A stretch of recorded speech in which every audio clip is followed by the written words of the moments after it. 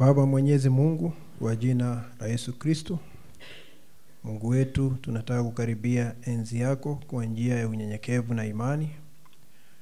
Tunakupatia sifa na shukurani, tunaabudu jina lako ambalo ni takatifu Bwana, tukisema daima ni wewe unastahili sifa na ibada. Asante Bwana kwa sababu ya rehema zako nyingi juu ya maisha yetu ambazo umetukirimia. Umefunua neno katika maisha yetu Bwana, na unazidi kulifunua na kupatia kila mmoja wetu udhabiti, Mungu wetu, na kuimarika katika Yesu Kristo. Ninaomba Bwana uzidi kuongoza kila mmoja wetu kama ilivyoandikwa watoto wa Mungu wanaongozwa na Roho Mtakatifu. Baba, kwenye ibada ya siku ya leo, ninaomba ya kwamba uweze kuwa miongoni mwetu, utembee na kila mmoja wetu, unene na kila mmoja wetu Bwana. Unajua mioyo yetu na kujua kile ambacho tunahitaji. Basi ninakualika Bwana ukamsaidie kila mmoja wetu. Ni wewe tunategemea kwa njia ya Roho Mtakatifu, wala hatutegemei binadamu yeyote. Chunguza maisha yetu, na yote ambayo ni kinyume na neno utuondolee kwa damu ya Yesu Kristo. Tungetaka kutembea katika haki kila wakati, ili tuwe na hakika ya kwamba hata tukiomba Bwana utasikia maombi yetu. Pokea sifa na shukrani. Ninaombea wale ambao wanateseka katika mili ama kwa njia yote Bwana, unyoshe mkono wako wenye nguvu, usaidie kila mmoja, uondoe maradhi, uondoe matatizo, na ukifanya hivyo sifa na utukufu ni zako. Asante Baba, yote yako mikononi mwako, na ni kwa jina la Bwana wetu Yesu Kristo. Amen. Ningetaka tufungue Biblia zetu katika kitabu cha Kutoka mlango wa 4. Kutoka mlango wa 4, tusome kutoka mstari wa 10 mpaka mstari wa 17. Kutoka mlango wa 4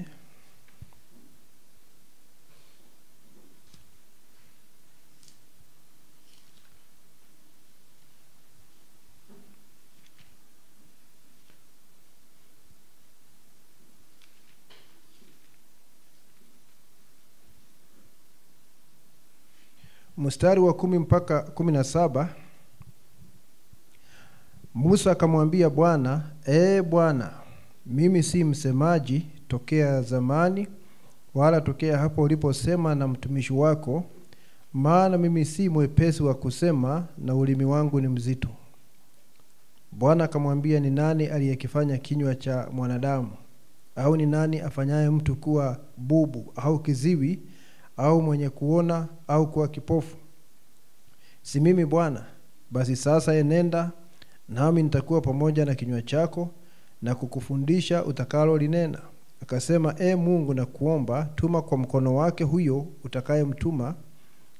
utakayemtuma. Hasira ya Bwana ikawaka juu ya Musa, akasema, je, hayuko Haruni ndugu yako Mlawi? Najua ya kuwa yeye aweza kusema vizuri. Pamoja na hayo, tazama, anakuja kukulaki, naye atakapokuona atafurahi moyo wake. Nawe utasema naye na kuyatia maneno kinywani mwake, nami nitakuwa pamoja na kinywa chako na pamoja na kinywa chake, na kuwafundisheni mtakayowafanya. Naye atakuwa msemaji wako kwa watu, hata yeye atakuwa mfano wa kinywa kwako, nawe utakuwa mfano wa Mungu kwake. Nawe utatoa fimbo hii mkononi mwako, na kwa hiyo utazifanya zile ishara. Bwana ongeze baraka. Tunaweza kuketi.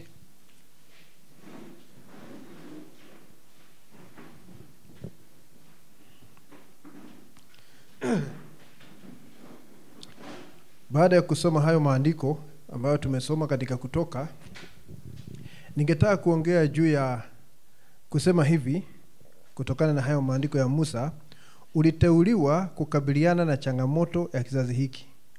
Uliteuliwa kukabiliana na changamoto ya kizazi hiki.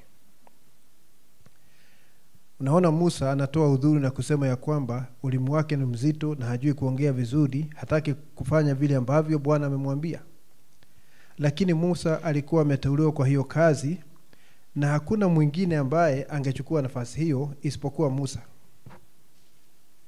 Hata kama alikuwa anatoa udhuru, Mungu hangeweza kuleta mtu mwingine mahali pa Musa. Na baada ya kusema hivyo, ningetaka kusema hivi: Mungu amegawanya nyakati, amekuwa na nyakati kila wakati. Kuanzia kule mwanzoni mwa kitabu cha Mwanzo kumekuwa na nyakati, ages. Na kila kizazi Mungu analeta neno. Kuna neno ambalo ametenga kwa ajili ya hicho kizazi, tunajua hivyo, ujumbe unatufundisha hivyo. Kuna neno ambalo ametenga kwa ajili ya hicho kizazi. Kuna watu ambao ameandaa katika hicho kizazi wapokee neno hilo, na neno hilo lifanywe hai, wawe udhihirisho wa Mungu katika kizazi hicho. Ujumbe unasema katika ule ujumbe ambao unaitwa mbegu ya hitilafu, ya kwamba mbegu ya Mungu ni wale ambao wanadhihirisha neno ambalo liliahidiwa katika majira yao. Hao ndio mbegu ya Mungu. Wanadhihirisha neno la Mungu, ama wanafanyika neno la Mungu, ahadi ya wakati ule ambayo iliahidiwa kwa ajili ya wakati huo, wanafanyika jambo hilo. Hao ndio mbegu ya Mungu katika kila kizazi. Kwa hivyo wakati Mungu anagawanya nyakati namna hii, kuna watu katika kila kizazi na kuna neno kwa ajili ya kizazi hicho. Na majira yakiwadia, Mungu analeta neno hilo kwa watu hao, na hao watu wakiletewa neno hilo wanalipokea, wanaliamini kwa dhati, na baada ya kuliamini Roho Mtakatifu anashuka ili aweze kulifanya hai, liweze kutimiza ahadi za wakati huo. Kwa sababu ahadi haziwezi kufanya kazi zikisalia katika kitabu, lazima ziingie katika watu ambao walikuwa wamekusudiwa kufanyika jambo hilo. Na hao watu, wakati neno hilo linahuishwa ndani ya maisha yao, sasa wanakuwa tayari kukutana na changamoto ya wakati huu. Kwa sababu huwezi kukutana na changamoto, unajua changamoto, shetani yuko upande ule. Huwezi kukutana na changamoto kwa akili ya binadamu, kwa nguvu za mwili, kwa elimu ya vitabu. Huwezi kukutana na changamoto. You cannot meet the challenge any other way. Lazima ukutane na Mungu kwanza. Ndio sababu Yakobo wakati alisikia Esau anakuja, alijawa na hofu, akajaribu mbinu kuweka watoto mbele. Unaona, self preservation. Kama kuna mtu ataangamia, isiwe ni yeye. Anaweka mke pale, unaona, na yeye anakaa nyuma. Na hizo mbinu zote hazikufanya kazi. Kwa sababu hakuna shortcut unaweza kutumia katika neno la Mungu. Ikiwa Mungu anataka ukutane naye ili uweze kukabiliana na changamoto ya wakati, hakuna jambo lingine ambalo unaweza kufanya uweze kufaulu. Lazima ukutane na Mungu ili uweze kukabiliana na changamoto ya wakati. Yakobo alishindwa, na sasa akaenda kutafuta Mungu. Wakati alitafuta Mungu akahuishwa, uoga wake ukaisha, akawa na mjasiri. Hivyo ndivyo alifaa kufanya kutoka mwanzo. Badala ya kujaribu mbinu hii na hii na hii scheme na hii, alifaa kufanya hivyo kutoka mwanzo. Hebu tusome ujumbe. Ujumbe huu unaitwa matukio ya sasa yanaelezwa na unabii, ama yanatafsiriwa na unabii, ama jambo kama hilo. Ningetaka tusome hapo. Usikie anavyosema hapo, na vile ameandaa watu kwa ajili ya kila kizazi, na analeta ujumbe kwa ajili ya hicho kizazi. Modern events are made clear by prophecy. Matukio ya sasa yanafanywa dhahiri na unabii. Ni kusema kile ambacho unaona kikifanyika siku ya leo, kuna mahali utakipata kwenye maandiko. Kilikuwa kimetabiri kuonesha kile ambacho kingekuwako wakati huu. And so we find out that God does that in every age. Nabii anasema tunaona ya kwamba Mungu anafanya hivyo katika kila kizazi. God does his own choosing by his own predestinated choosing. Mungu anafanya uteuzi wake kwa kukusudia kimbele. Chose his prophets and things for the age. Alichagua manabii wake na mambo kama hayo kwa ajili ya kizazi. Fixes his nature.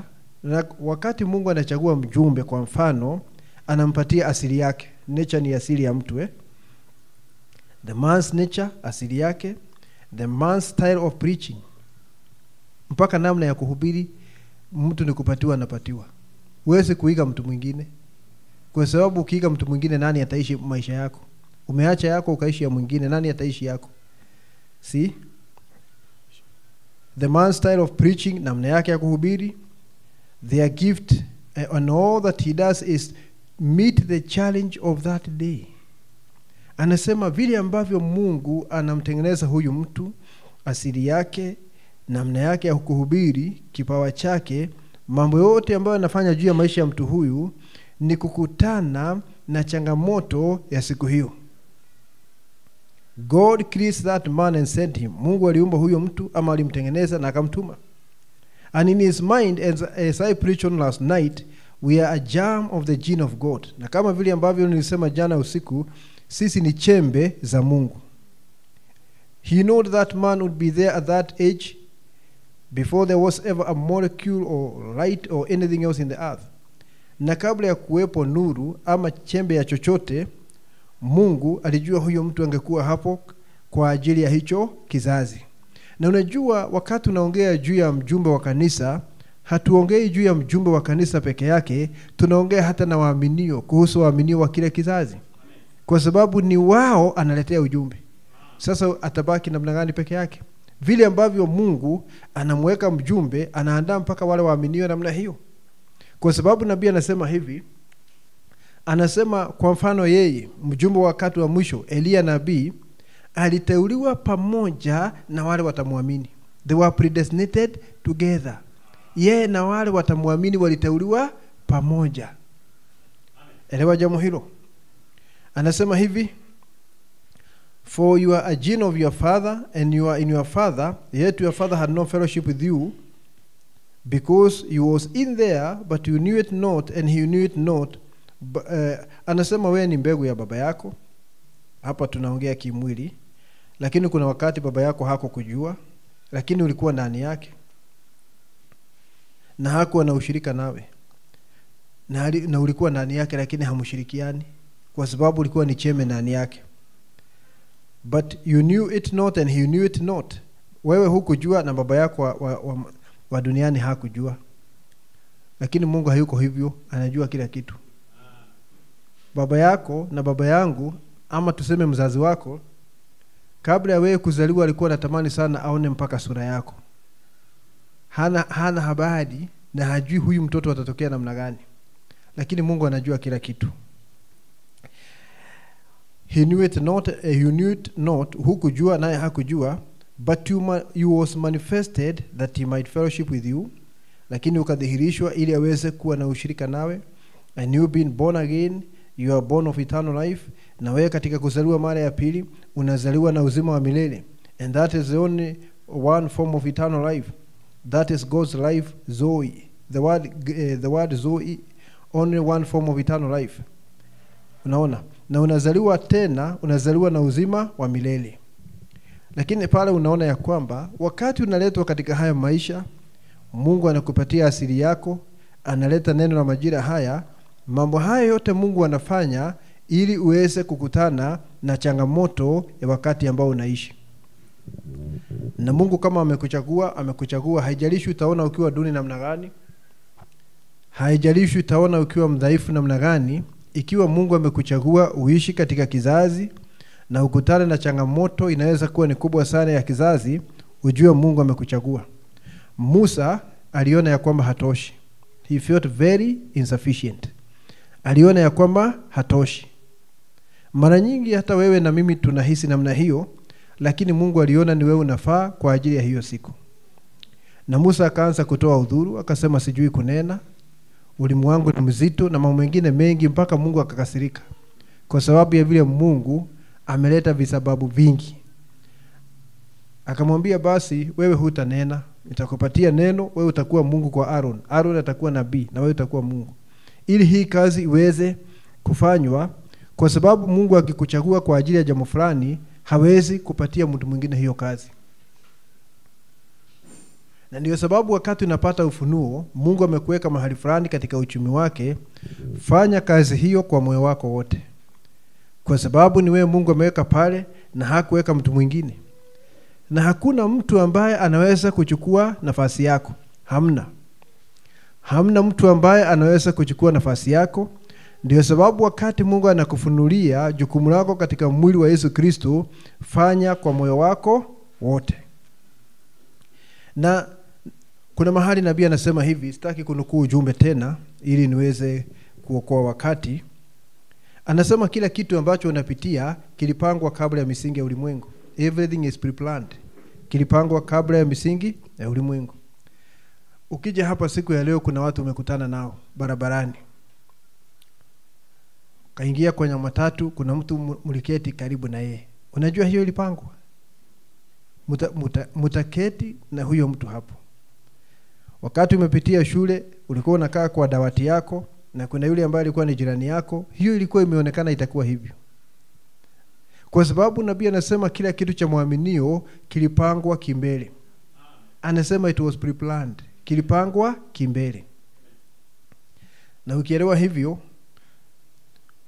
utatamani sana uishi katika mapenzi makamilifu ya Mungu, sio yale ya kuruhusiwa. Unaona jambo hilo? Sasa katika kila kizazi kuna hali za kizazi, conditions of the age.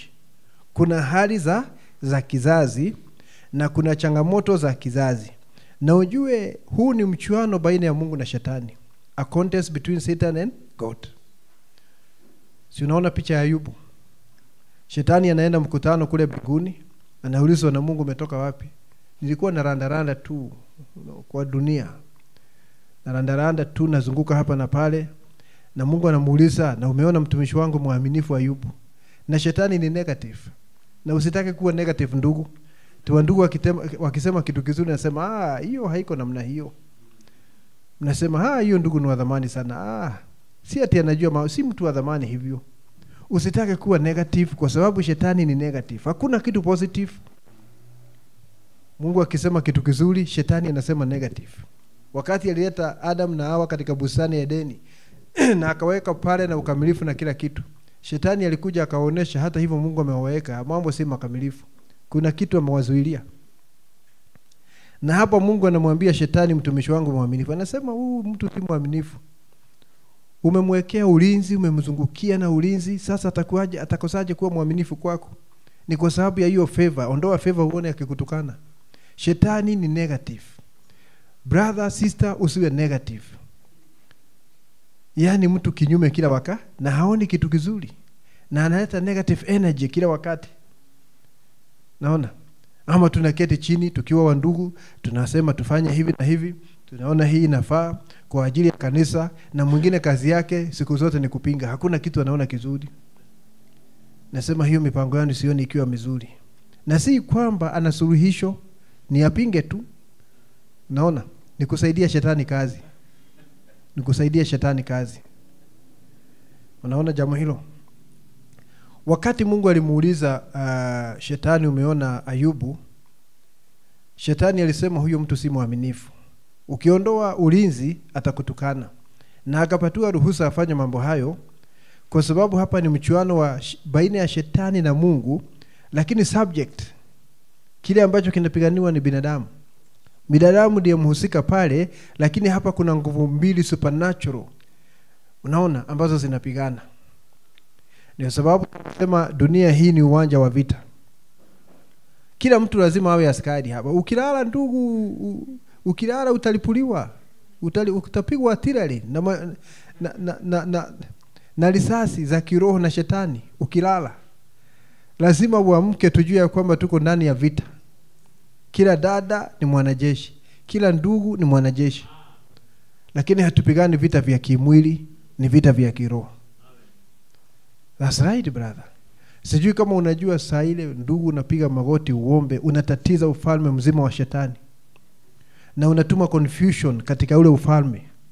Mpaka mawasiliano yanakuwa jammed.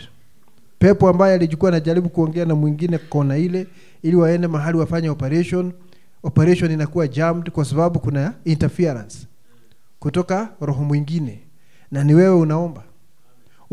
Unatatiza sana operation ya Shetani wakati unaishi katika maisha ya maombi. Wakati unashuhudia neno. Nafikiri tunaona jambo hilo. Sasa angalia hapa, Katika kila kizazi kuna hali zake na kuna changamoto za wakati huu. Na ni Mungu alipanga iwe hivyo, lakini kama vile tumetangulia kusema, aliandaa neno kwa ajili ya kizazi hicho. Na aliandaa watu kwa ajili ya kizazi hicho. Na hao watu wakifikiwa na hilo neno waliamini kwa mioyo yao yote, basi Roho Mtakatifu anaona hivyo, anashuka na alifanya hai, wanakuwa neno liishilo katika hayo majira. Hao ndio wateule wa Mungu katika kila kizazi, aidha ni Agano Jipya ama la Kale. Na hao ndio wanaweza kupingana na changamoto ya kizazi kile. Mungu analeta neno la majira na analeta upako wa majira. Huwezi kusimama hapa siku ya leo ukiwa na anointing ya yule mwenye uhai wa tatu uso wa mwanadamu upigane na changamoto ya wakati huu. Hautaweza. Ana vile wa Pentecost ambao wamekuwa na ule upako vile wamedanganywa na shetani, sasa wameungana na Katoliki. Na wanasema ni watu wa kiroho, wanasema wako na upamanuzi, na wameungana na Katoliki kwa kudanganyika. Lazima ujue upako wa kizazi na neno la kizazi kukusaidia kushindana na changamoto ya kizazi. Na usilale, wacha nirudie jambo hilo. Usilale ndugu. Sister, usilale. Vita ni vikali. Na sio vita vya kuchapwa kimwili, ni vita vya kiroho. Vinahitaji tuwe ni watu ambao wameamka na wamefungua macho vizuri. Na si kuwa mashabiki. Hapa hakuna mashabiki wa vita, ni kila mtu yuko uwanjani akipigana. Lazima kila mtu awe ndani ya uwanja anafanya vita. Kama wewe ni shabiki, you are a sitting duck. Unajua bata ambaye amesimama tu, unaweza kugongwa wakati wowote. You are a target for anybody. Ama vile wanasema katika mchezo wa dondi, boxing. Ukiwa hutaweka defense hapa unasimama hivi, wanasema you are a stationary target. Ni kitu ambacho kimekaa pale tu kugongwa. Usikae hivyo ndugu, mambo ya kiroho lazima uweke kinga na kila kitu. Na lazima uwe macho, na Paulo anasema chukua silaha zote za nini? Za Injili. Alright? Silaha zote za Injili. Tukiangalia baadhi ya hawa watu ambao Mungu alitumia wakati uliopita, mmoja ni huyu Musa, tumeongea juu yake. Aliona ya kwamba hatoshi. Sio sisi tunatosha, Mungu ndiye anatosha. Lakini utoshelevu wake analeta ndani yako. Naona, ndio sababu maandiko yanasema Mungu anafanya mkamilifu katika udhaifu wetu. Na Mungu hafanyi kazi na wale ambao wamefuzu ama wamehitimu. Ni yeye anawafanya anawaita kwanza, alafu anafanya kufanya nini? Kuhitimu. He qualifies the called, He does not call the qualified. Anakuita pamoja na udhaifu wako wote, akijua kuna vile atakufanyia kazi uweze kuwa mshindi katika majira yako. Musa alikuwa na shida nyingi, anagugumiza na yale mambo mengine yote. Lakini katika ujumbe mwingine nabii anasema wakati Musa alizaliwa akiwa na karama ya ajabu. Anasema he had very fine qualities. Na alizaliwa akiwa na karama ya imani ambayo ingeweza kuokoa nchi ya watu 2,000,000. Hiyo karama ilikuwa imelala ndani yake. Na hiyo miaka yote alikuwa Misri. Na ile miaka alikimbia kaenda jangwani akawa mchungaji wa kondoo. Karama hiyo ilikuwa ingali ndani yake. Lakini ilibidi akutane na nguzo ya moto siku moja akiwa na miaka 80 ili karama hiyo iweze kuhuishwa. Na ilipohuishwa iliweza kufanya kazi ya Bwana, kuokoa watu 2,000,000, kufanya miujiza kule jangwani na kuongoza kupita jangwa lote na kuwapeleka mpaka ukingoni kabla tu ya kuingia Kanani. Unaona jambo hilo? Musa alikuwa ameinuliwa kwa ajili ya jambo hilo. Ni yeye peke yake Mungu alikuwa ameinua aweze kukabiliana na Farao. Na Mungu akikuinua ndugu dada kwa ajili ya jambo fulani, ni wewe ameinua. Na amekuinua na huwezi kumswali, amekuweka mahali ambapo panakufaa, na hiyo ni hekima yake. Na unafaa ufurahi wakati Mungu anakuweka katika nafasi hii ama nafasi ile. Angalia mtu kama Esther, amechaguliwa wakati Vashti amekataa sauti ya mfalme. Tumeongea juu ya Esther mara nyingi sana, sitaki kuingilia mambo mengi.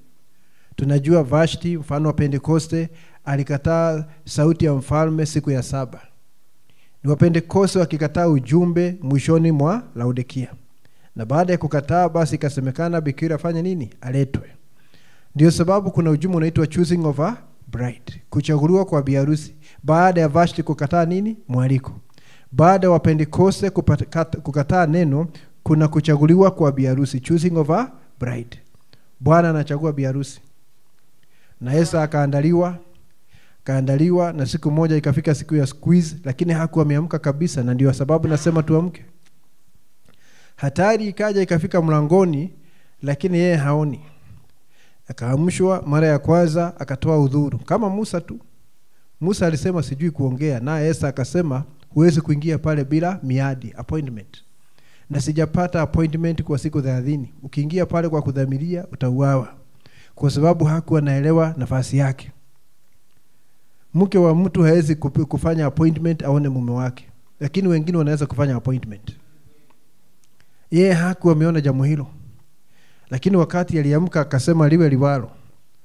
Sasa kule kujaribu kujiweka kando, self preservation asiangamie, sasa akaachilia mbali. Akasema kama ni kuangamia, acha niangamie.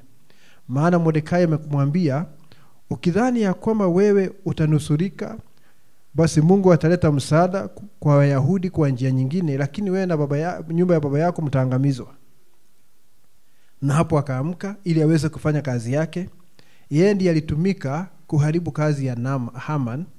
Yeye ndiye alitumika kushinda squeeze ya siku zao, ambayo ilikuwa imenuiwa kuwa Wayahudi wote. Ni yeye alitumika kuangamiza hiyo squeeze wakati aliamka. Na Mordekai akamwambia, wewe unasema maneno hayo, unajuaje hukuinuliwa kwa ajili ya saa hii? Uliinuliwa kwa ajili ya saa hii. Nawe brother, sister, Mungu amekuweka duniani kwa ajili ya saa hii. Saa ya uovu wa kila aina, saa ya upotovu wa hali ya juu, saa ambayo LGBTQ, mambo ya Sodoma yamezagaa katika ulimwengu. Unaona jambo hilo? Saa ambayo squeeze inakuja hapa kuondoa haki zako. Mungu alikuweka katika kizazi hiki ukabiliana na mambo hayo, na huwezi kuepuka. Atuone ndio yale, upitie njia ya mkato. Hakuna njia ya mkato, lazima mkutane. Ndio sababu nilikuambia siku nyingine, wakati unaangalia ujumbe wa siku hii, ni kweli tunasoma ujumbe, tunaona fundisho na tunaamini ule ukweli, lakini pia angalia maisha ya nabii, kwa sababu ni tafsiri ya ujumbe. Ni kuonesha mambo kadhaa. Wakati alikataliwa pale katika garage, ni ujumbe ukikataliwa na Laodikia. Yule mtu alikuwa anafanya nini? Repair ya magari. Kwa hivyo alikuwa ni reformer age. Wa Pentecoste walikataa ujumbe. Naona jambo hilo. Wakati nabii alikutana na ile dhoruba, na ikawa pale juu ya mlima, akaanza kukimbia akielekea kule chini, kwa sababu aliona atakufa. Giza limejaa pale, hawezi kuona futi kadha pale mbele. Akaanza kukimbilia maisha yake. Kaambiwa rudi pale, go and face the thing in the eye. Kutane ana kwa ana na ile dhoruba.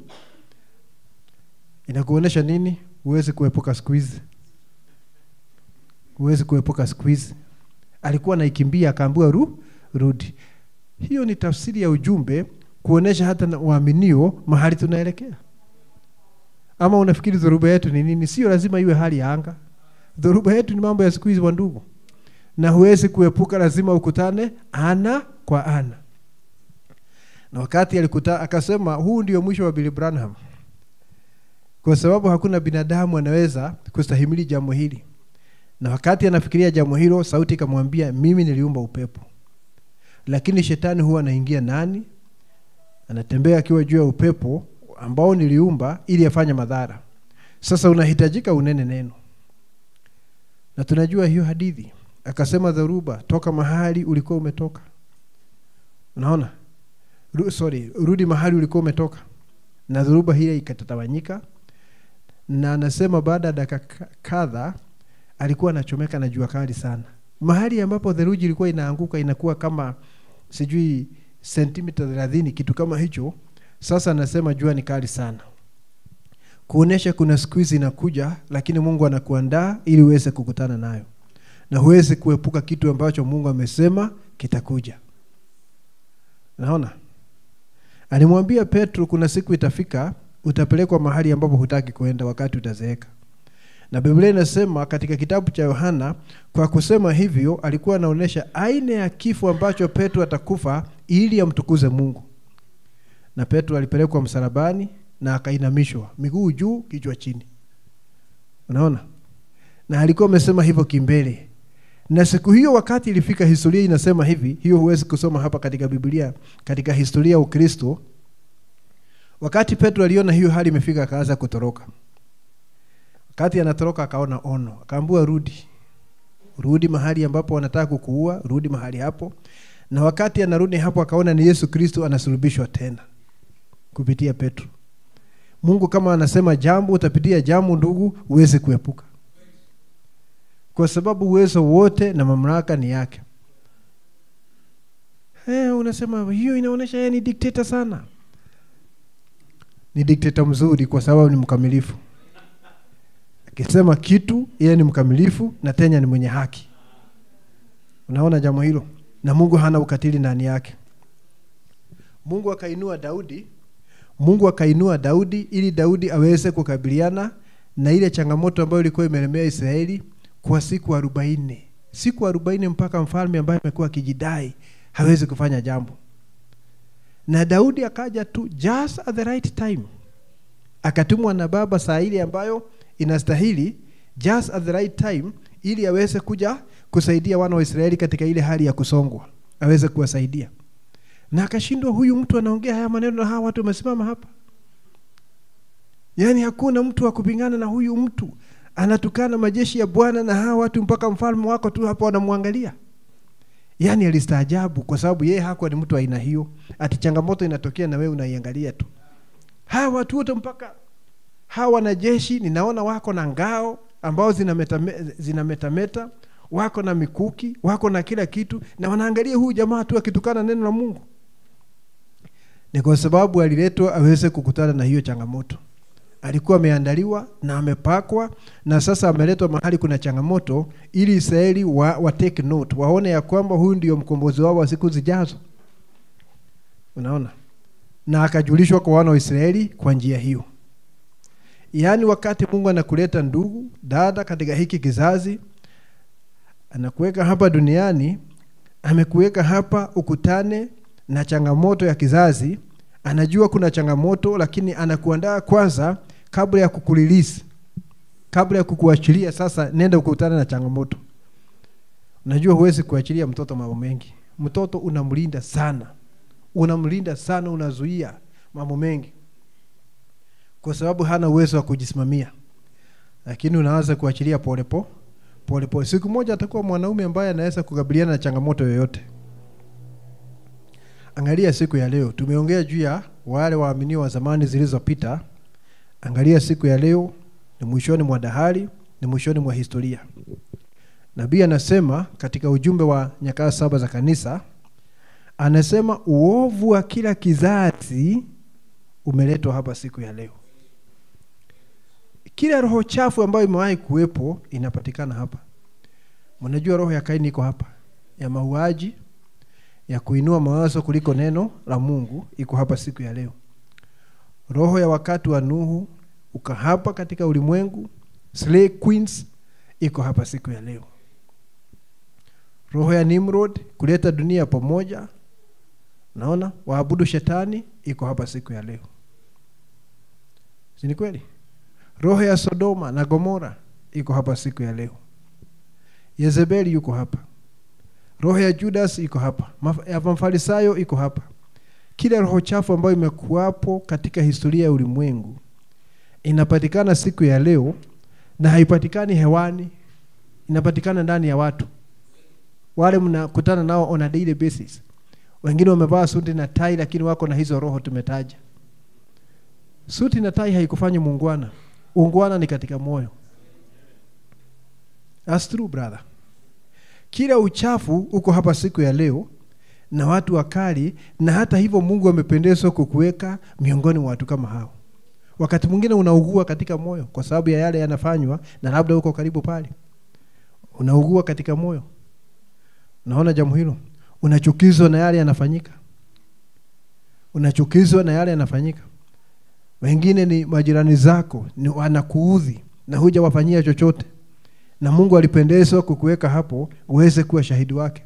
Na ni Mungu anasema giza haliwezi kushinda nuru, na wewe ni nuru mahali hapo. You understand? Hebu twende katika Biblia zetu Timotheo kitabu cha pili.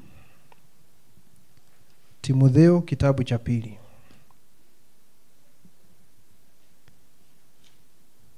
Nataka tusome hayo maandiko, huwa tunayajua, si kwamba hayatuyasoma, tunayasoma mara nyingi. Timotheo kitabu cha pili na mlango wa 3, ningetaka tusome aina ya watu ambao watakuweko wakati wa mwisho. Inasema hivi, lakini ufahamu neno hili. Paulo anamwandikia Timotheo, lakini haya mambo hayakuwa wakati wa Timotheo. Yalikuwa ni kwa ajili ya wakati wa mwisho. Huu ni unabii. Ufahamu neno hili ya kuwa siku za mwisho.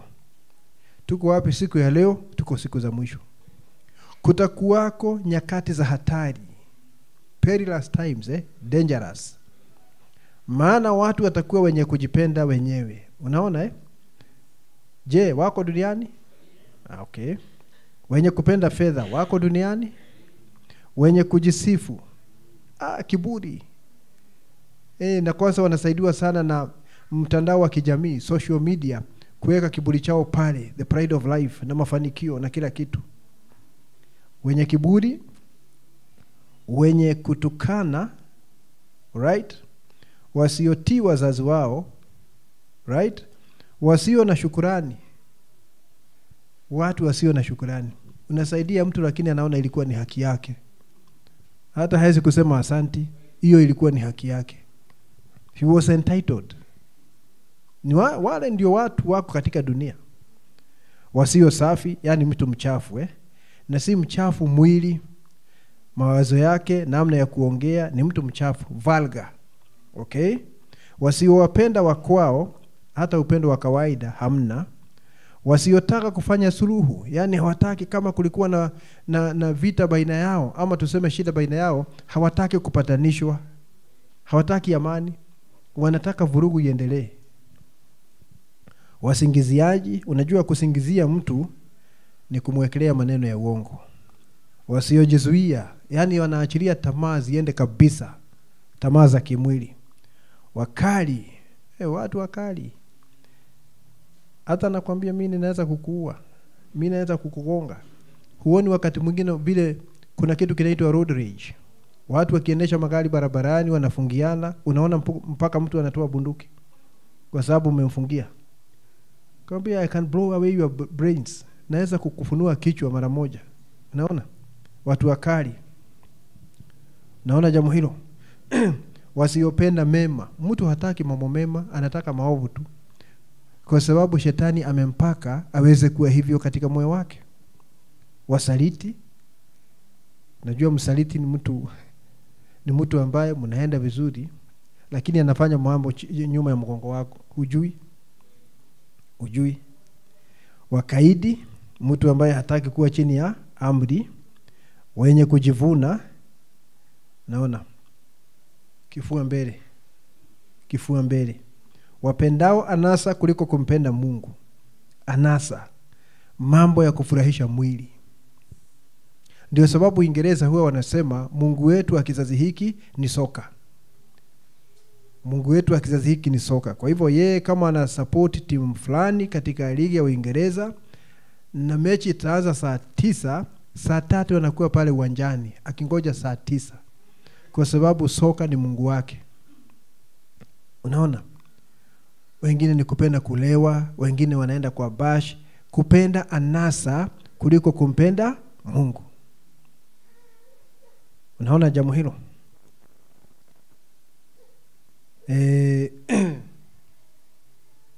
Wapendao anasa kuliko kumpenda Mungu, wenye mfano wa utauwa, yani uungu, lakini wakikana nguvu zake.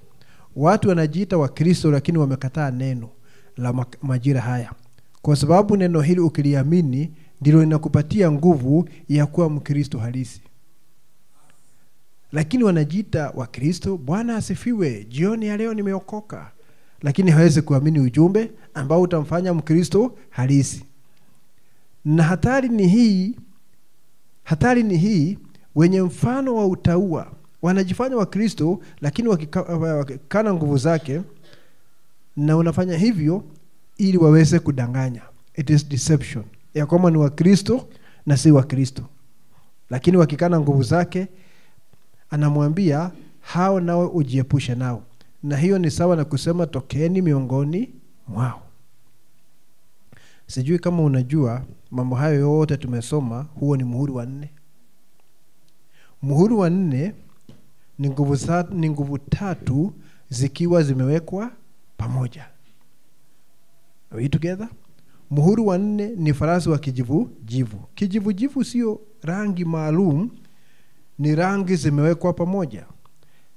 Na rangi hizi ni za wale farasi waliotangulia. Mwanzo kabisa ilikuwa ni farasi mweupe, dini. Hiyo ni dini, kujifanya ndugu na si ndugu. Farasi mwekundu ilikuwa ni siasa na vita na kumwaga damu. Na farasi mweusi ilikuwa ni kuchukua utajiri wa watu. Angalia hapa katika haya maandiko tumesoma, uone kama haya mambo hayamo pale. Tumeona watu ambao wana mfano wa utaua hapa. Tumeona ati watu wana mfano wa nini? Wa utaua, a form of godliness. Huyo ni farasi mweupe. Hiyo ni kujifanya ndugu na si ndugu. Ni kujifanya Mkristo na si Mkristo. Je, tumeona watu wakali hapa? Huyo ni farasi yupi? Mwekundu, violence. Na je, tumeona watu ambao wanapenda pesa hapa? Ni farasi yupi? Mweusi. Kwa hivyo hii ni roho ya Laodikia ambayo tunakabiliana nayo. Angalia kila mahali huko ndugu. Hii roho iko ndani ya watu. Haining'inii hewani, iko ndani ya watu. Na Biblia inasema hao nao jiepushe nao. Lakini lazima ujue namna ya kuishi haya maisha, kwa sababu wamejaa kila mahali. Kama ni kutoka kabisa, itabidi utoke kwa dunia ili usiwaone. Lakini jiepushe na mambo yao na ujue namna ya kutembea hata ukiwa miongoni mwao. Kwingine utajipata katika mazingira yale. Kwingine ni kazini, wako pale wamekuzingira. Lakini ujue giza haliwezi kushinda nuru. Wewe uko pale uwakilishe nuru na hawa watu ni giza. Na hata hivyo Mungu alipendezwa kukuweka hapa miongoni mwa watu kama hao, ili aweze kufurahia vile alifurahia wakati wa Ayubu. Niko na watu, haijalishi hali ziko namna gani, wananisimamia.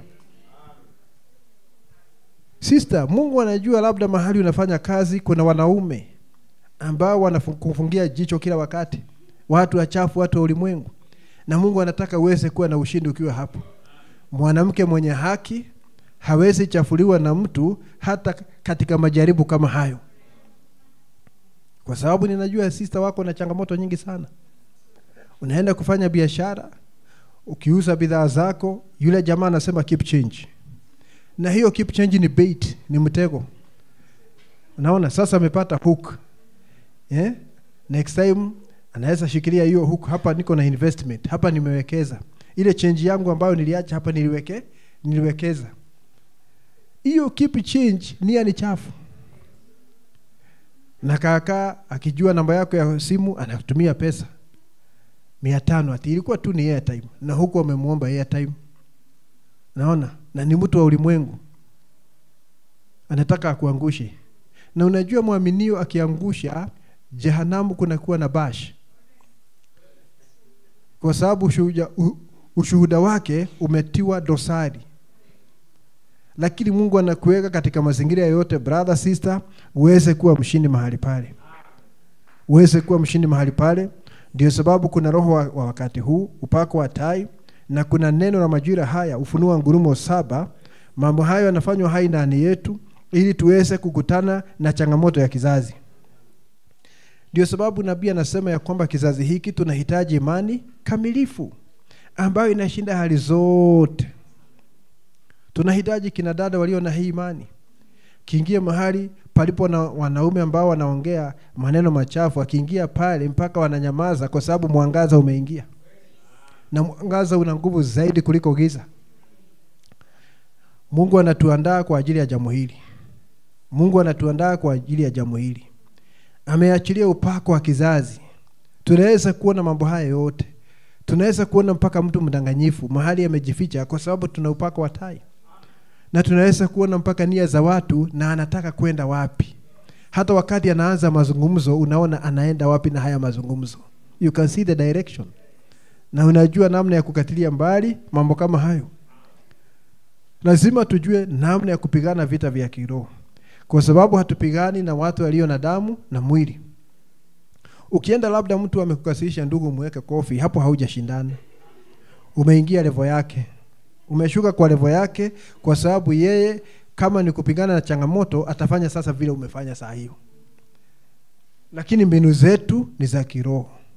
Kwa sababu wakati mwingine watu watakuudhi ndugu, unahisi ni kama unaweza kupigana. Kama ndugu mmoja tulikutana zamani, alikuwa bondia hapa Madison Club hapa. Na siku moja akaenda akakasirishwa na mtu, kaniambia, unajua ndugu, hapo ni Mungu anisaidie kwa sababu ile roho ya boxing ilikuwa imeanza kuinuka. Na sasa hiyo ameshakuwa ndugu, lakini zamani alikuwa bondia. Sijui alikuwa welterweight. Sasa anasema hiyo roho ilikuwa imeanza kuinuka. Namna yetu ya kupigana wa ndugu na wadada sio hiyo, ni namna za kiroho. Kuna mahali Mungu atakusababisha useme neno, pepo wananyamaza. Unaona? Kuna kwingine mpaka hutaweza kunena, lakini utasema jambo katika moyo. Unaingia mahali pepo wanasema hapa hatuwezi kufanya kazi vizuri, kuna roho inatusumbua. Na ni wewe sasa. Kwa sababu una nuru, pepo anashindwa kufanya kazi ukiwa pale. Lazima tuone. Wakati nabii alikuwa katika mikutano, ilikuwa inafika mahali anasema, anaona nuru imeshuka, anasema, ninaweka kila roho hapa chini ya mamlaka yangu. Unajua una haki hiyo pia? Hiyo haki haiko ya ndugu Branham peke yake. Ilikuwa ni yako pia. Ya kwamba katika yale mazingira unapatikana na hali ni ovu ama ni potovu, kwa msaada wa Roho Mtakatifu una uwezo wa kuweka zile roho chini yako. Si ni kweli? Una ule uwezo. Wacha nikwambie ndugu, mahali unafanya kazi, hata boss unaweza kumweka chini yako kwa njia supernatural, sio physical, sio kimwili. Kimwili yeye ndiye boss, amekalia pale na watu wote wanaona, na hata wewe unampatia heshima. Lakini kiroho anaweza kuwa chini yako. Unakuja na wazo, baadaye anapinga wale wengine wote, anasema tufuate hili wazo lako. Lazima kwanza uwe na uhusiano na Mungu ili uweze kumiliki watu kama hao. That's right brother. Kila muaminio mahali umewekwa pale uweze kuonesha Yesu Kristo. Na sio giza la mahali pale liweze kuzidi, lakini nuru iweze kushinda giza mahali pale. Ukiwa shahidi mwaminifu wa Bwana wetu Yesu Kristo. Ndio sababu amefunua neno hili. Ngurumo 7 zimetoa sauti na upako wa tai umeachiliwa. Na hiyo ni kwa minajili ya kusaidia muaminio aweze kusimama na kupingana na changamoto ya wakati. Na hata wakati krizi inakuja hapa, sinabii anasema usiogope dada mdogo. Fear not little sister. There is a man here with capital M.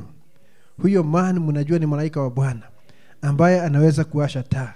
Anaweza kufinya spoken word, inaweza kufanya kazi. Yuko miongoni mwetu. Anasema usiogope dada mdogo. There is a man here who can turn on the spoken word, who can turn on the light. Unaona jambo hilo? Na yuko miongoni mwetu. Lakini kile Mungu anafanya saa hii, nabii anasema katika ujumbe unaitwa kuhesabu kinyume, ni pressure inawekwa ndani yetu. Pressure kama nguvu za atomic zinawekwa ndani yetu. Najua rocket ili iende anga za juu, pressure inawekwa na kisha wanaanza kuhesabu kinyume. Wanaanza 10, 9 hivyo, wakifika 0 hour unaona rocket inalipuka. Na ikilipuka inaenda kupita nguvu za gravity. Inaenda anga za juu mahali ambapo haiwezi kuvutwa na kurudi nyuma. Na saa hii wakati unakuja na kusikia neno, ni pressure inawekwa ndani ya rocket. Ni nguvu zinawekwa. Unaona jambo hilo? Uweze kushinda changamoto kabla ya kuondoka katika haya maisha. Unaona? Mahali ambapo unaweza kushinda, kuresist na kushinda kila kitu. Hivyo ndivyo Mungu anafanya kupitia neno lake ambalo amefunua katika majira haya. Kwa hivyo Mungu amekuweka katika dunia hii uweze kukabiliana na changamoto ya kizazi. Ningetaka tuombe ili tuweze kuwa na fursa ya kila mmoja apate nafasi amwabudu Mwenyezi Mungu kwa njia yake. Baba yetu wa mbinguni, kwa jina la Yesu Kristo, tunaenzi jina lako, tunasema ya kwamba unastahili. Asante Bwana kwa sababu ya shuhuda zako ambazo umeweka katika neno, na tunasema na sisi hati haya yote ambao tunasikia kupitia ujumbe ni ukweli. Mungu wetu, ninaomba utusaidie tutembee kulingana na mapenzi yako. Baba yetu, nia ya Kristo iweze kuwa juu ya kila mmoja wetu, iweze kumuongoza. Hatutaka kujiongoza, tungetaka tuongozwe na Roho wako Mtakatifu. Imeandikwa katika neno ya kwamba wote ambao wanaongozwa na Roho Mtakatifu ndio watoto wa Mungu. Basi na ikupendeze kuongoza kila mmoja wetu kwa namna hiyo. Asante Mwenyezi Mungu, tuinue kiroho, tufanye washindi katika kizazi kiovu. Hebu kila muaminio aweze kuwa na imani tosha ya kukabiliana na kila changamoto ambayo inaibuka na kuweza kuishinda na kuweza kuiweka chini ya miguu yetu kwa jina la Yesu Kristo. Asante Mwenyezi Mungu, tunajua kuna vita vikali vinaendelea vya kiroho. Kila muaminio ni mwanajeshi. Basi tupatie silaha zote tuweze kupigana vita hivi na kuweza kushinda, na hiyo ni kwa ajili ya utukufu wako Baba yetu. Maana hujatuweka hapa tuweze kushindwa, lakini tuweze kuwa washindi. Pokea sifa na shukrani. Tunaenzi jina lako tukisema unastahili, na ni kwa jina la Bwana wetu Yesu Kristo. Amen.